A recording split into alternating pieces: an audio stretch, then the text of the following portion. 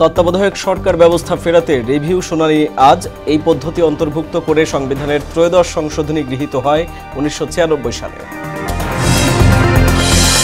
বিএসএফের গাছ কাটাকে ঘিরে চাঁপাইনবাবগঞ্জ সীমান্তে উত্তেজনা, দুদেশের নাগরিকদের সংঘর্ষ, পতাকা বৈঠকে ভারতের দুঃখ প্রকাশ। নবীন উদ্যোক্তাদের বিনিয়োগের সুরক্ষা নিশ্চিতের আশ্বাস প্রধান উপদেষ্টার। জুলাই ঘোষণাপত্র নিয়ে অংশীজনদের অভিমত চায় অন্তর্বর্তী সরকার। এবং অবিবেচকের মতো ভ্যাট বাড়ানো হয়েছে বললেন ডক্টর দেবপ্রিয়। জনগণের স্বার্থে অবিলম্বে প্রত্যাহারের দাবি বিএনপির।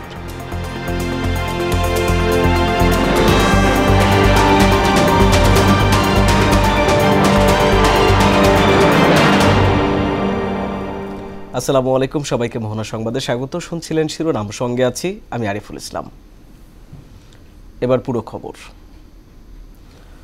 তত্ত্বাবধায়ক সরকার ব্যবস্থা প্রবর্তন করে আনা সংবিধানের ত্রয়োদশ সংশোধনী বাতিলের রায় পুনর্বিবেচনা চেয়ে করা আবেদনের শুনানি হবে আজ। সুপ্রিম কোর্টের আপিল বিভাগের শুনানির কার্যতালিকার 13 নম্বর ক্রমিকে আছে এটি। গেল 1 ডিসেম্বর প্রধান বিচারপতি সৈয়দ রেফাত আহমেদের নেতৃত্বাধীন আপিল বিভাগ এই রিভিউটি 19 জানুয়ারি শুনানির জন্য ধার্য করেন। তত্ত্বাবধায়ক সরকার ব্যবস্থা বাতিল সংক্রান্ত সংবিধানের ত্রয়োদশ সংশোধনী বাতিলের রায়ের বিরুদ্ধে 16 অক্টোবর রিভিউ করেন বিএনপির মহাসচিব মির্জা ফখরুল ইসলাম আলমগীর। তত্ত্বাবধায়ক সরকার ব্যবস্থা অন্তর্ভুক্ত করে সংবিধানের ত্রয়োদশ সংশোধনী জাতীয় সংসদে গৃহীত হয় 1996 সালে।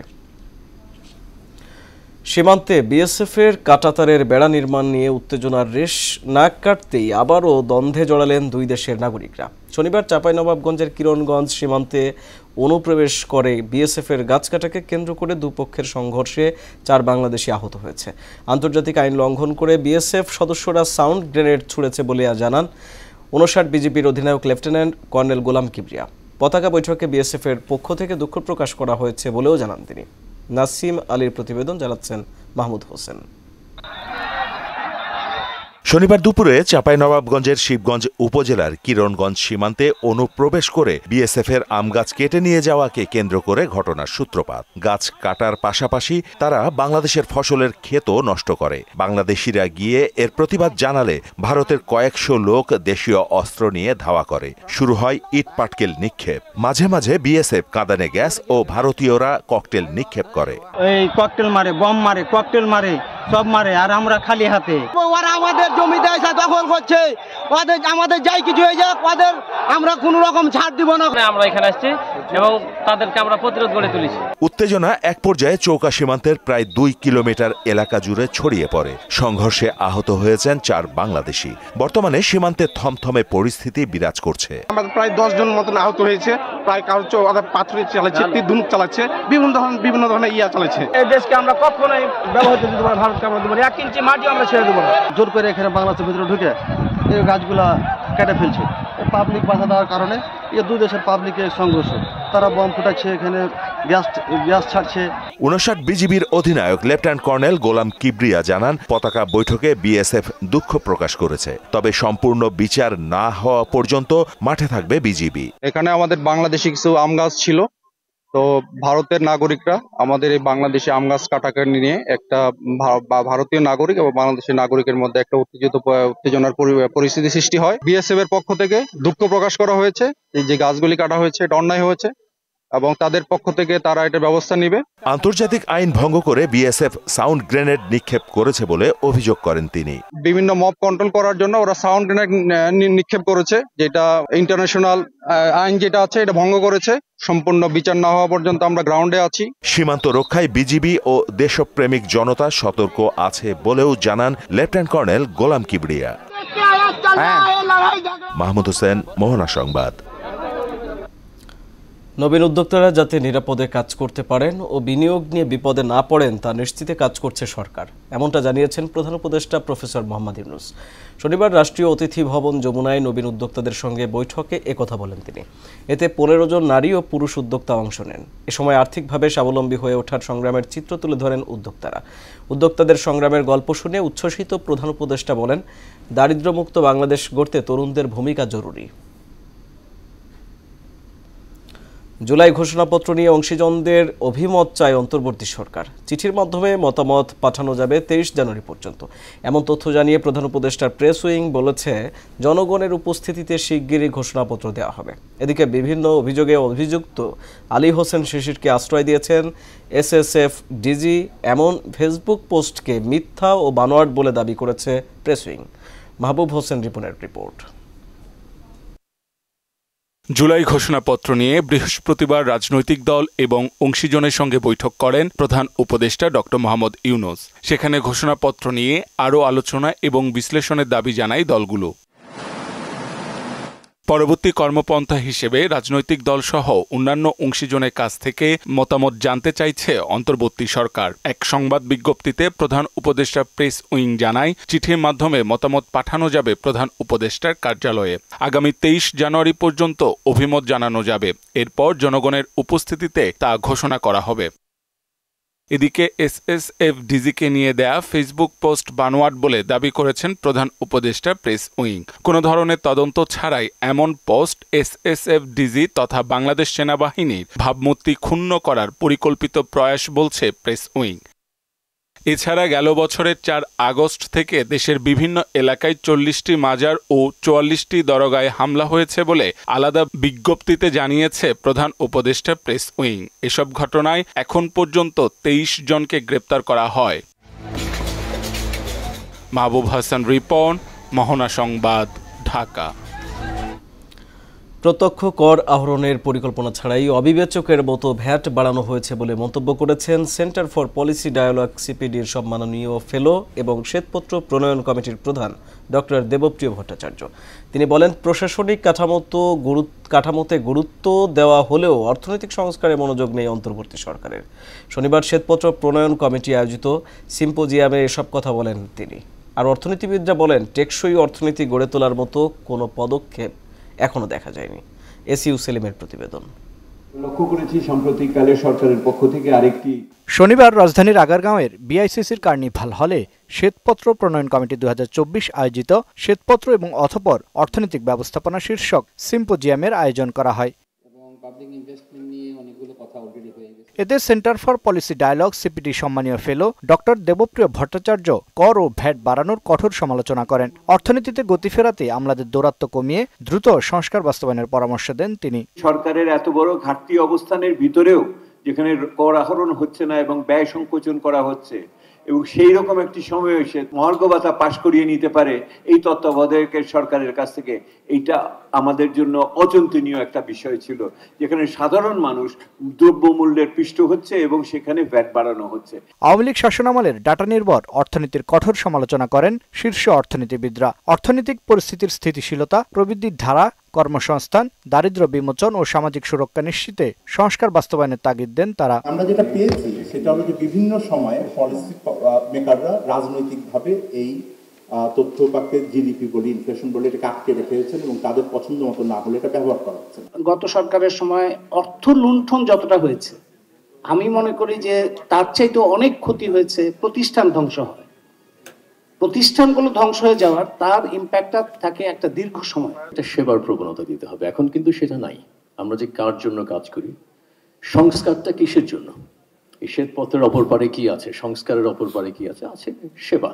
অর্থনীতিতে বৈষম্য সৃষ্টিতে যারা মূল ভূমিকা পালন করেছে তারা এখনও স্ব অবস্থানে বহাল উল্লেখ করে সত্যিকারের পরিবর্তনের জন্য অর্থনীতির গবেষকদের কাজে লাগানোর কথাও জানান বক্তারা। আপনার বিশেষজ্ঞদের সেখানে কোনো ঢোকানো হয়নি, এমনকি যেই ব্যক্তি বিশেষজ্ঞদের রাখা হয়েছে তারাও গত সরকারের আমলে এই কাজটাই ওনাদের সাথে করেছিলেন, এমনকি সেই চয়েসটাও কিন্তু একই রকম ভাবে রয়ে গেছে।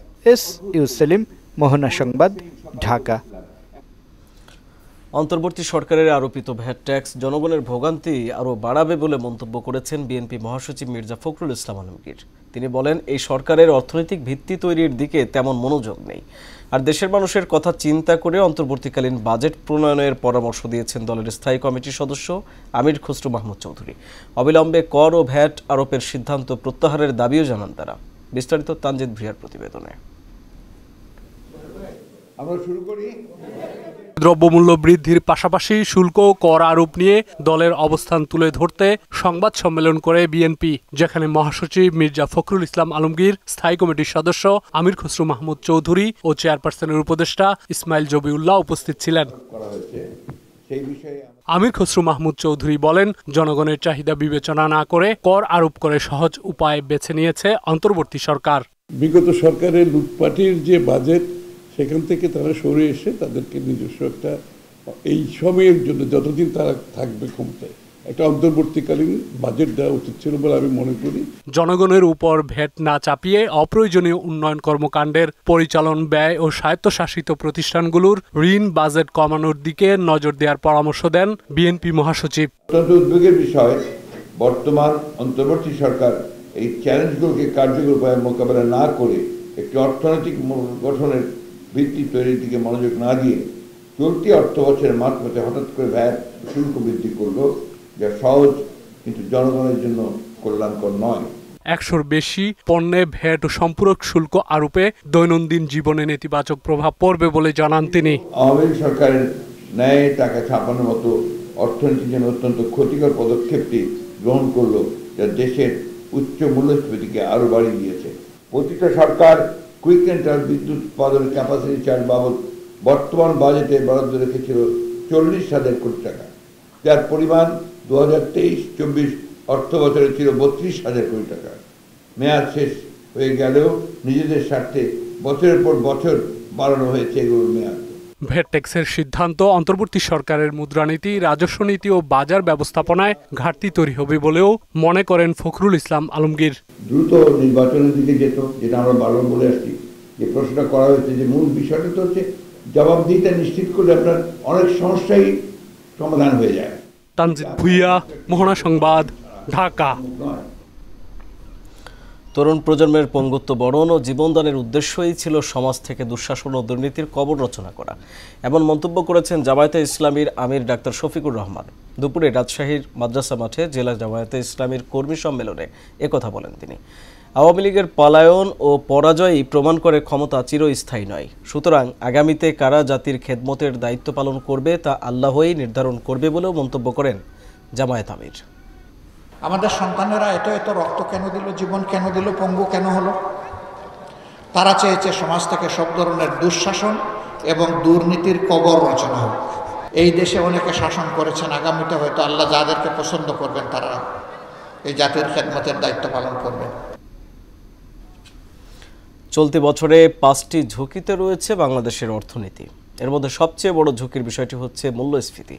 এছাড়া আরও 4 ঝুঁকির বিষয়গুলো হলো চরম ভাবাপন্ন আবহাওয়া, পরিবেশ দূষণ, বেকারত্ব ও অর্থনৈতিক নিম্নমুখিতা। সম্প্রতি প্রকাশিত ওয়ার্ল্ড ইকোনমিক ফোরামের এক বৈশ্বিক প্রতিবেদনে এ তথ্য জানানো হয়েছে। বিস্তারিত জানাচ্ছেন মোহাম্মদ ওয়ালিউল্লাহ। মূল্যস্ফীতির চ্যালেঞ্জ মোকাবেলা করতেই হিমশিম খাচ্ছে অন্তর্বর্তী সরকার। শক্তিশালী সিন্ডিকেটে একরকম অসহায় তারা। তারপরও রয়েছে আবহাওয়ার বিরূপ প্রভাব, মাত্রাতিরিক্ত পরিবেশ দূষণ, বেকারত্বের ক্রমবর্ধমান হার আর অর্থনৈতিক নিম্নমুখিতা। সব মিলিয়ে চলতি বছরে 5টি ঝুঁকিতে রয়েছে বাংলাদেশের অর্থনীতি। তবে এর মধ্যে সবচেয়ে বড় ঝুঁকির নাম মূল্যস্ফীতি। সাম্প্রতিক সময়ে ওয়ার্ল্ড ইকোনমিক ফোরামের এক বৈশ্বিক প্রতিবেদনে এসব তথ্য উঠে এসেছে। প্রতিবেদনে বলা হয়, 2025 সালের দক্ষিণ এশিয়ার দেশগুলোর অর্থনীতির জন্য ঝুঁকিপূর্ণ বিষয় হিসেবে চরম ভাবাপন্ন আবহাওয়া, বিশেষ করে বন্যা ও উচ্চ তাপমাত্রা এবং দূষণকে দায়ী করা হয়েছে। বাংলাদেশ ঝুঁকিপূর্ণ 10টি দেশের মধ্যে একটি, যেখানে দূষণকে শীর্ষ 3 ঝুঁকির মধ্যে রাখা হয়েছে। WEF এর প্রতিবেদনে বলা হয়, বাংলাদেশের অর্থনীতির জন্য আরও 2টি বিষয় খুব ঝুঁকিপূর্ণ। এর একটি হচ্ছে বেকারত্ব, অন্যটি হচ্ছে অর্থনৈতিক নিম্নমুখিতা। বাংলাদেশে 2024 সালে মূল্যস্ফীতির গড়পড়তা হার ছিল 10.34%। এর আগের বছর অর্থাৎ 2023 সালে তা ছিল 9.48%। বাংলাদেশ পরিসংখ্যান ব্যুরোর হিসাব মতে 2022 সালে গড় মূল্যস্ফীতি ছিল 7.7%। প্রতিবেদনে আরও বলা হয়েছে, জলবায়ুগত, সামাজিক ও অর্থনৈতিক সহ সাম্প্রতিক বছরগুলোর অন্যান্য উদ্বেগকে ছাপিয়ে বিশ্বের জন্য সবচেয়ে বড় ঝুঁকি হয়ে দাঁড়াতে পারে রাষ্ট্রভিত্তিক সশস্ত্র সংঘাত। দেশভিত্তিক প্রধান ঝুঁকিগুলো চিহ্নিত করতে নির্বাহী মতামত জরিপ চালায় WEF। এটি মূলত ধারণাভিত্তিক জরিপ। জরিপে অংশগ্রহণকারীদের 34টি ঝুঁকির তালিকা দেয়া হয়, সেখান থেকে 5টি প্রধান ঝুঁকি চিহ্নিত করেন তারা। মোহাম্মদ ওয়ালিউল্লাহ, মোহনা সংবাদ। কিছুতেই লাগাম টানা যাচ্ছে না বাঙালির প্রধান খাদ্য চালে। নিম্ন আয়ের মানুষের আয়ের প্রায় পুরোটাই খরচ হচ্ছে চাল কিনতে। নাগালের বাইরে ভোজ্য তেলের বাজারও সংকট মোকাবেলায় দেশীয় সরিষা, সূর্যমুখী সহ অভ্যন্তরীণ উৎপাদন বাড়ানোর তাগিদ কৃষি গবেষকদের। উষা ফেরদৌসের প্রতিবেদন। দেশের বাজারে কয়েক সপ্তাহের ব্যবধানে হুট করে বেড়ে যায় চালের দাম। এর পেছনে মজুতদারিকে দায়ী করে চাল আমদানির ঘোষণা দিয়েছে সরকার, কিন্তু এর কোনো প্রভাব নেই বাজারে। বাজারে ফেদে গত এক মাসে চিকন চালের দাম কেজিতে 5 থেকে 7 আর মোটা চালের দাম 2 থেকে 3 টাকা বেড়েছে। চাল বেজে 60 টাকা 70 টাকা চাল আমাদের তো পোষায় না, যা ইনকাম করে বেশি চালের ভিতরে চলে যেতে আছে। তথ্য উপাত্তের হিসেবে বাজারে চালের সরবরাহ ঠিক আছে, সরকারের নিজস্ব যে মজুত সেখানেও কমতি নেই, স্থানীয় উৎপাদনেও নেই কোনো ঘাটতি। সিন্ডিকেট যদি ভেঙে দিতে পারি তাহলে কিন্তু চালের দাম এত বাড়বে না। বাংলাদেশে যে চাল আছে ইন্টারন্যাশনাল বাজারের চেয়ে আমরা কিন্তু অনেক বেশি দামে আমরা চাল কিনছি, যার জন্য আমার কাছে মনে হয় যে পরিমাণে চাল উৎপাদন হয় সেটার বাজারজাত যদি সঠিকভাবে করতে পারি তাহলে চালের দাম বাড়ার কোনো যৌক্তিকতা আমি দেখি না। সয়াবিন তেলের বাজার স্বাভাবিক রাখতে প্রতি লিটার তেলের দাম বাড়ে 8 টাকা করে। একই সঙ্গে এই মূল্য বৃদ্ধি বাস্তবায়নে 3টি সিদ্ধান্ত গ্রহণ করা হয়, কিন্তু এখনো সয়াবিন তেলের সংকটে ভুগছেন ভোক্তা ও খুচরা বিক্রেতারা। বসুন্ধরা বলেন, রূপচাঁদা বলেন, তীর, ওনারা কেউই তেল দেয় না। ওনারা বলে যে তেল সাপ্লাই নেই, তেল গোডাউনে আসে নাই। আমরা যাবো তানি ডিলার, হারা বললো যে দাম বাড়ানোর জন্য এখন দিচ্ছে না। ভোজ্য তেলের চাহিদা মেটাতে তেল জাতীয় ফসলের মধ্যে প্রধান ভূমিকা রাখে সরিষা। সরিষার তেলে বিদ্যমান ইরুসিক অ্যাসিড নিয়ে ভোক্তাদের মধ্যে এক ধরনের ভ্রান্ত ধারণা সৃষ্টি করা হয়। এ সুযোগে সরিষার তেল বাদ দিয়ে মানুষ সয়াবিন তেলের দিকে ঝুঁকে পড়েছে। আবার গুণের কারণে বাড়ছে সূর্যমুখী তেলের চাহিদাও। আমরা গবেষণা দেখেছি আমরা যে পরিমাণে প্রতিদিন সরিষা খেতে হয় সেই তেল খেলে আমাদের সরিষায় কিন্তু সমস্যা হয় না। স্বাস্থ্যগতভাবে যদি বলি সয়াবিনের তুলনায় শতভাগ ভালো হচ্ছে সরিষার তেল। পাশাপাশি আমাদের সূর্যমুখী তেল আছে, তারপর হচ্ছে বাংলাদেশে একটা নতুন তেল আসছে যেটা হলো পেরিলা তেল। এই পেরিলা তেলকে যদি আমরা প্রমোট করি তাহলে দেখা যাবে বাংলাদেশে ইম্পোর্টই হয়তো বা করতে হবে না কোনো তেল। সূর্যমুখী এবং সরিষা তেলের চাষ বাড়লে সয়াবিন তেলের উপর নির্ভরতা অনেকটাই কমে আসবে, যা শুধু বৈদেশিক মুদ্রার সাশ্রয় করবে না, দেশের ভোজ্য তেলের চাহিদাও অনেকাংশে পূরণ করবে বলে জানান এই বিশেষজ্ঞ। উষা ফেরদৌস, মোহনা সংবাদ, ঢাকা। রাজনৈতিক অস্থিরতা ও শ্রমিক আন্দোলনের কারণে গেল 6 মাসে সারা দেশে বন্ধ হয়ে গেছে প্রায় 100 কারখানা। এতে কর্মহীন হয়ে পড়েছেন প্রায় 10 লাখ মানুষ। ফলে দেশে মূল্যস্ফীতির পর বড় সমস্যা হয়ে দাঁড়িয়েছে বেকারত্ব। বিশেষজ্ঞরা বলছেন বেকারত্ব নিরসনে এখনই উদ্যোগ না নিলে বাড়তে পারে সামাজিক অস্থিরতা। মনিরুল ইসলামের বিশেষ প্রতিবেদন। দেশে প্রকট হচ্ছে বেকারত্ব সমস্যা, আর অস্থিরতা সহ নানান সীমাবদ্ধতায় দীর্ঘ হচ্ছে তালিকা। বিবিএস বলছে দেশে বর্তমানে বেকারের সংখ্যা 26,40,000, আর বিডি জবস 25 লাখ তরুণের মধ্যে খুঁজে পেয়েছে 11.5 লাখ বেকার। এদিকে আইএলওর মানদণ্ড বলছে দেশে বেকার রয়েছে 66 লাখ, আর জার্মান ভিত্তিক গণমাধ্যম ডয়চে ভেলের হিসেবে বেকার রয়েছে 4,73 লাখ। 15 লক্ষ টাকা খরচ করে মাস্টার শেষ করছে, এখন তাদের বাড়ি বিড়ে ছাড়া কিছু নেই। এখন বিনা টাকায় আমাদের ছাত্রদেরকে চাকরি দিতে হবে। তার উপর রয়েছে কর্মহীন হয়ে পড়ার হিড়িক। বিলস বলছে শুধু জুলাই গণঅভ্যুত্থান পরবর্তী 2 মাসেই শিল্প কারখানা বন্ধ হয়েছে 83টি, আর 24-এর শেষ 2 মাসেই বন্ধ হয়েছে 10 কারখানা। হিসেব বলছে অর্ধ বছরে অন্তত 100টি কারখানা বন্ধ হয়েছে, আর এসব কারণে 6 মাসেই কর্মহীন হয়ে পড়েছে প্রায় 10 লাখ শ্রমিক। দ্রুত শ্রমখাতে সংস্কার করে কর্মের ব্যবস্থা করার দাবি জানিয়েছেন তরুণরা। এতগুলি পদ শূন্য থেকেও তো কোনো লাভ হচ্ছে না। আলটিমেটলি যারা বেকার, যারা আসলে জব এখনো পায় নাই, তারা কিন্তু এখনো সেই একই জিনিস সাফার করছে। নিয়োগ বাণিজ্য যেটি বলেন সবকিছু থেকে আমাদেরকে বেরিয়ে আসতে হবে, এরপরে আপনার মেধাকে এখানে প্রাধান্য দিতে হবে। আর শিল্প মালিকরা বলছেন বেকারত্ব সমস্যা সমাধানে, অস্থিরতা নিরসনে সরকারকে দ্রুত কার্যকর ব্যবস্থা নিতে হবে। আমাদের এডুকেশন হওয়া উচিত আমাদের অর্থনৈতিক উন্নয়নের উপর ভিত্তি করে, কী ধরনের এক্সপার্ট ভবিষ্যতে আমাদের দরকার এটার ভিত্তি করে। সাথে সাথে আমাদের এখান থেকে প্রচুর ছেলেমেয়েরা বিদেশে যায় চাকরি করার জন্য, সেই সব বাজার উপর ভিত্তি করে আমাদের এডুকেশনটা গড়ে তোলা উচিত। জরুরি কর্মসংস্থান নিশ্চিত করা না গেলে সামাজিক অস্থিরতা ছড়িয়ে পড়ার আশঙ্কা করছেন ঢাকা বিশ্ববিদ্যালয়ের অধ্যাপক মুসলেউদ্দিন। শিক্ষিত বেকার যদি বাড়তে থাকে তাইলে অস্থিরতা সৃষ্টি হবে। মানুষ কোথায় চাকরি নেবে সেই পরিমাণে জব অপরচুনিটি তো পাচ্ছে না, এবং এই ব্যাপারে উচিত যত তাড়াতাড়ি সম্ভব তারা যেন একটা বলিষ্ঠ পদক্ষেপ গ্রহণ করে। ইভেন পাবলিক সার্ভিস কমিশন, সেটা তো long process, public service commission দিয়ে চাকরি দেওয়া যারা ক্যাডার সার্ভিসে যাবে। সমস্যা নিরসনে কর্মমুখী শিক্ষার কোনো বিকল্প নেই বলেও মনে করছেন তিনি। কর্মমুখী শিক্ষা বা স্কিল ডেভেলপমেন্ট অথবা টেকনিক্যাল এডুকেশন, এই যে পলিটেকনিক, এই যে আপনার ইঞ্জিনিয়ারিং কলেজ বা এগুলাকে ইঞ্জিনিয়ারিং ইউনিভার্সিটি করা হয়েছে, এগুলা কিন্তু করার পেছনে কারণটা একটাই ছিল যে এরা যাতে হাতে কলমে শিক্ষা গ্রহণ করে এক এক জায়গায় প্রোভাইড হতে পারে। তবে এরই মধ্যে শ্রমখাতে অসঙ্গতি নিরসনে বেশ কিছু সুপারিশ করেছে শ্রম সংস্কার কমিশন। 8.5 কোটি শ্রমিক, তাদের বঞ্চনা, তাদের যে বৈষম্য, ঘরে ঘরে, অফিসে অফিসে, দপ্তরে দপ্তরে, তাদের প্রত্যাশা অনেক, কিন্তু সংস্কার কমিশন সুপারিশ করবে, কোনো অ্যাকশনে যেতে পারবে না। আমরা এমন এমন বিভাগীয় শহরে দেখেছি যেখানে শ্রমিকরা এসেছে বলতে যে আমরা কালকেই চাকরিচ্যুত হয়েছি। এক কারখানা থেকে একদিনে 80 জনকে চাকরিচ্যুত করা হয়েছে, আপনারা ব্যবস্থা নেন। এখন আমরা কি বলবো? তবে দীর্ঘমেয়াদী সুফল পেতে শ্রম কমিশন আন্তর্জাতিক মানের শ্রম কাঠামো প্রতিষ্ঠায় কাজ করছে বলেও জানান সৈয়দ সুলতান। সংস্কার কমিশন সুপারিশ করবে, কোনো অ্যাকশনে যেতে পারবে না। মনিরুল ইসলাম, মোহনা সংবাদ, ঢাকা। বায়ু দূষণে প্রতি বছর বাংলাদেশে 1,02,456 জন মানুষের অকাল মৃত্যু হচ্ছে। দূষণের কারণে বাড়ছে হৃদরোগ, স্ট্রোক, হাঁপানি, শ্বাসতন্ত্রের সংক্রমণ এবং ফুসফুস ক্যান্সারের মতো মরণ ব্যাধি রোগীর সংখ্যা। শনিবার centre for research on energy and clean air এবং বায়ুমণ্ডলীয় দূষণ অধ্যয়ন কেন্দ্রের গবেষণায় উঠে এসেছে এমন তথ্য। দূষণ রোধে দীর্ঘমেয়াদে নবায়নযোগ্য জ্বালানিতে মনোযোগী হওয়ার তাগিদ দেন বক্তারা। শামীমুজ্জামান চৌধুরীর রিপোর্ট। 2023 সালে বিশ্বের শীর্ষ দূষিত দেশের তালিকায় স্থান হয় বাংলাদেশের, যেখানে প্রতি ঘনমিটার বাতাসে অতি ক্ষুদ্র বালুকণার বার্ষিক মান ৭৯.৯ মাইক্রোগ্রাম, যা বিশ্ব স্বাস্থ্য সংস্থার মানদণ্ডের তুলনায় 15 গুণ বেশি। বাতাসের এমন চরম দূষণ জনস্বাস্থ্যের ওপর অনিবার্য পরিণতি ডেকে আনছে। বায়ু দূষণের কারণে বিভিন্ন বয়সীরা নানা জটিল রোগে আক্রান্ত হওয়ার পাশাপাশি 5 বছর কম বয়সী শিশুদের উপর সবচেয়ে ক্ষতিকর প্রভাব পড়ছে।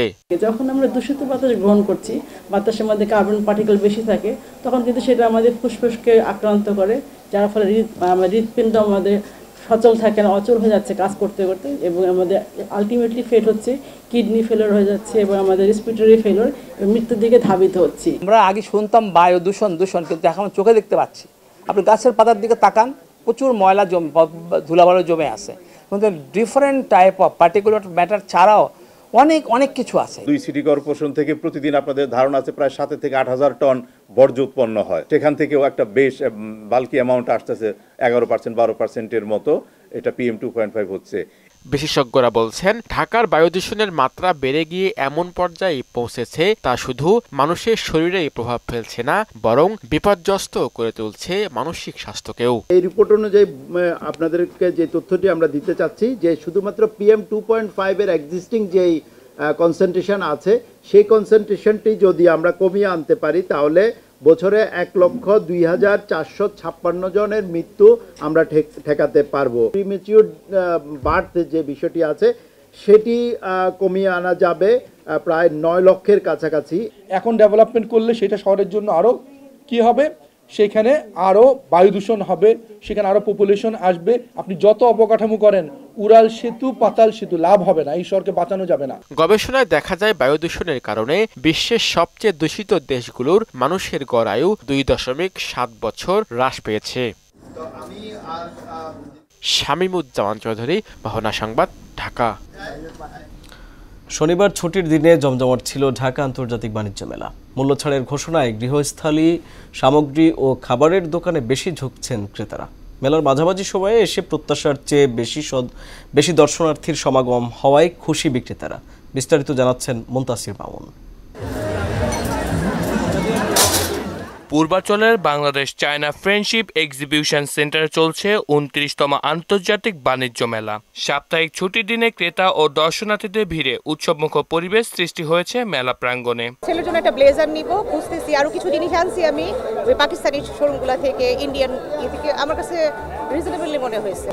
দাম কম ছিল, এখন দাম বাড়ছে। বিশেষ করে ইউনিক কিছু জিনিসপত্র আগে মানে সব সময় বাণিজ্যরা ছিল, এবারে ইউনিক টাইপের জিনিসপত্র মানে হারিয়ে গেছে মনে হচ্ছে আর কি এরকম। বিক্রেতারা বলছেন ছুটির দিনে ভিড় বেড়ে যাওয়ায় বিক্রিও ভালো হচ্ছে।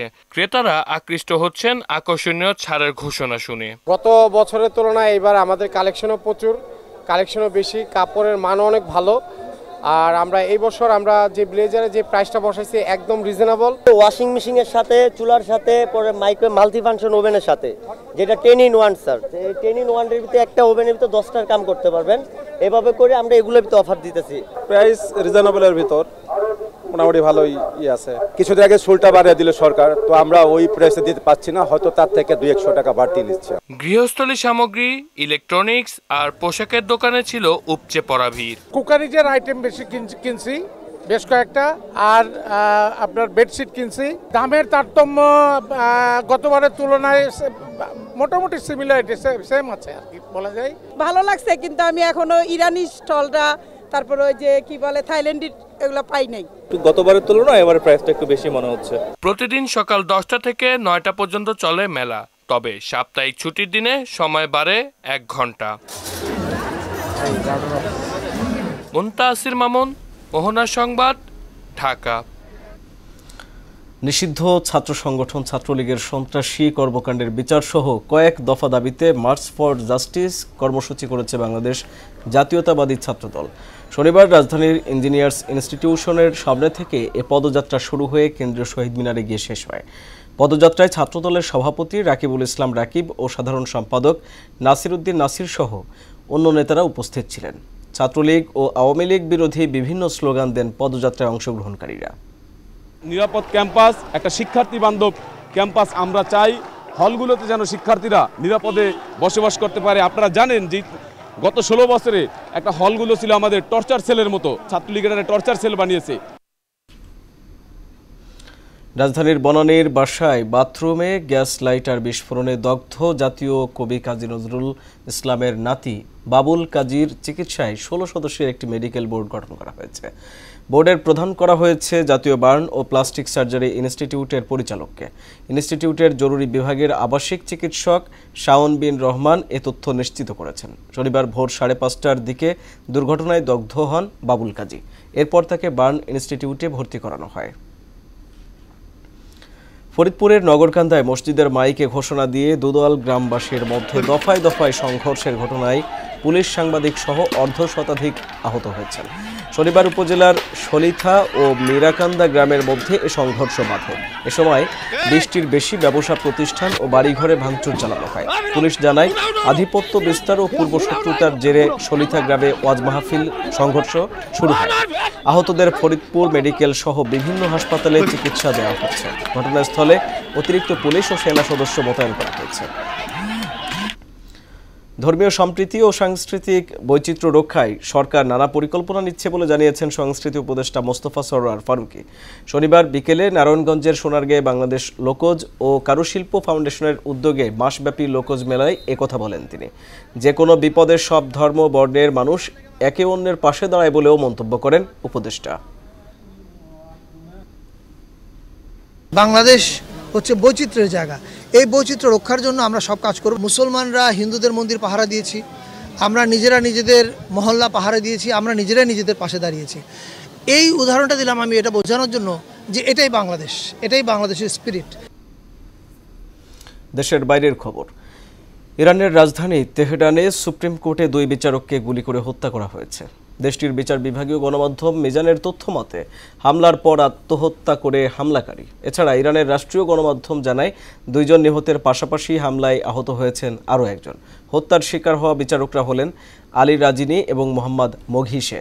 তারা দুজনেই সন্ত্রাসবাদ, অপরাধ ও জাতীয় নিরাপত্তা নিয়ে কাজ করতেন। তাৎক্ষণিকভাবে ঘটনার কারণ জানা না গেলেও দেশটির গণমাধ্যম বলছে হামলাকারী সুপ্রিম কোর্টের কোনো মামলায় সম্পৃক্ত নয়। এ ঘটনায় তদন্তে কাজ করছে প্রশাসন। গাজায় আজ থেকে কার্যকর হচ্ছে ৪৫ দিনের যুদ্ধবিরতি। ইসরায়েলের যুদ্ধকালীন মন্ত্রিসভা চুক্তি অনুমোদন দিয়েছে।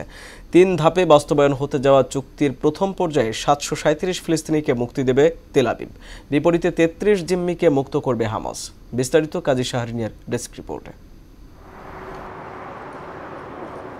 গাজায় টানা ১৫ মাসেরও বেশি সময় ধরে চালানো ইসরায়েলি বর্বরতার অবসান হতে চলেছে। নানা বিপত্তি পেরিয়ে অবশেষে যুদ্ধবিরতি চুক্তি অনুমোদন করেছে ইসরায়েলের যুদ্ধকালীন মন্ত্রিসভা। টানা ৬ ঘণ্টা বৈঠকের পর যুদ্ধবিরতির পক্ষে মন্ত্রিসভার ২৪ সদস্য ভোট দিয়েছেন, বিপক্ষে পড়েছে ৮টি ভোট। চুক্তি বাস্তবায়নের প্রথম পর্যায়ে মুক্তি দেওয়ার জন্য কারাবন্দী ৭৩৭ ফিলিস্তিনি হালনাগাদ তালিকা প্রকাশ করেছে ইসরায়েলি বিচার মন্ত্রণালয়। এর মধ্যে ফিলিস্তিনি ৩ সংগঠন হামাস, ইসলামিক জিহাদ ও ফাতাহ এর বেশ কয়েকজন সদস্যও রয়েছে। বিপরীতে হামাসের হাতে থাকা ৩৩ জিম্মি মুক্তি পাবে। এছাড়া ঘনবসতিপূর্ণ এলাকা থেকে ইসরায়েলি সেনা সরে যাবে এবং বাস্তুচ্যুত ফিলিস্তিনিরা বাড়িঘরে ফিরে আসবে। সেই সঙ্গে প্রতিদিন প্রয়োজনীয় ত্রাণবাহী ট্রাক গাজায় প্রবেশ করতে পারবে। চুক্তির দ্বিতীয় পর্যায়ে বাকি জিম্মিদের মুক্তি দেবে হামাস, আর গাজা থেকে পুরোপুরি সেনা প্রত্যাহার করবে ইসরায়েল। এর মধ্যে শান্তি প্রতিষ্ঠার বিষয়ে আলোচনা হবে। তৃতীয় ধাপে গাজা উপত্যকা পুনর্গঠন এবং জিম্মিদের দেহাবশেষ ফিরিয়ে দেবে হামাস। এদিকে যুদ্ধবিরতি চুক্তি কার্যকরের কর্তৃত্ব নিজের বলে দাবি করেছেন নতুন মার্কিন প্রেসিডেন্ট ডোনাল্ড ট্রাম্প। তার দাবি, তিনি ইসরায়েলকে চাপ সৃষ্টি না করলে কখনোই যুদ্ধবিরতি চুক্তি সম্ভব হতো না। ২০২৩ সালের ৭ই অক্টোবর গোপনে ইসরায়েলি ভূখণ্ডে প্রবেশ করে ১,২০০ সামরিক বেসামরিক নাগরিককে হত্যা করে হামাস ও প্যালেস্টিনিয়ান ইসলামিক জিহাদ যোদ্ধারা, আর জিম্মি হিসেবে ধরে নিয়ে যায় ২৫০ জনকে। এর প্রতিশোধ নিতে গাজায় তাণ্ডব শুরু করে ইসরায়েল। ১৫ মাসের হামলায় ৪৬,৮০০ শতাধিক ফিলিস্তিনি নিহত হয়েছে, যার বেশিরভাগই নারী ও শিশু। এ সময় গাজার ২৩ লাখ বাসিন্দার ১৯ লাখই বাস্তুচ্যুত হয়েছেন, যা মোট সংখ্যার প্রায় ৯০%। কাজী শাহরিন, মোহনা সংবাদ। শেষ করব মোহনা সংবাদ, যাবার আগে জানিয়ে দেব শিরোনামগুলো আরো একবার।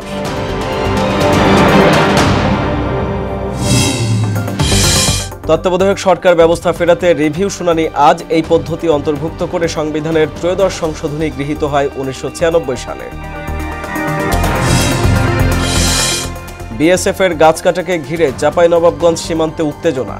দুদেশের নাগরিকদের সংঘর্ষ, পতাকা বৈঠকে ভারতের দুঃখ প্রকাশ। নবীন উদ্যোক্তাদের বিনিয়োগের সুরক্ষা নিশ্চিতের আশ্বাস প্রধান উপদেষ্টার। জুলাই ঘোষণাপত্র নিয়ে অংশীজনদের অভিমত চায় অন্তর্বর্তী সরকার। এবং অবিবেচকের মতো ভ্যাট বাড়ানো হয়েছে বললেন ডক্টর দেবপ্রিয়। জনগণের স্বার্থে অবিলম্বে প্রত্যাহারের দাবি বিএনপির।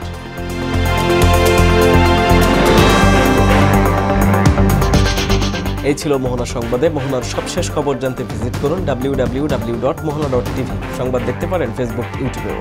এতক্ষণ সঙ্গে থাকার জন্য ধন্যবাদ সবাইকে।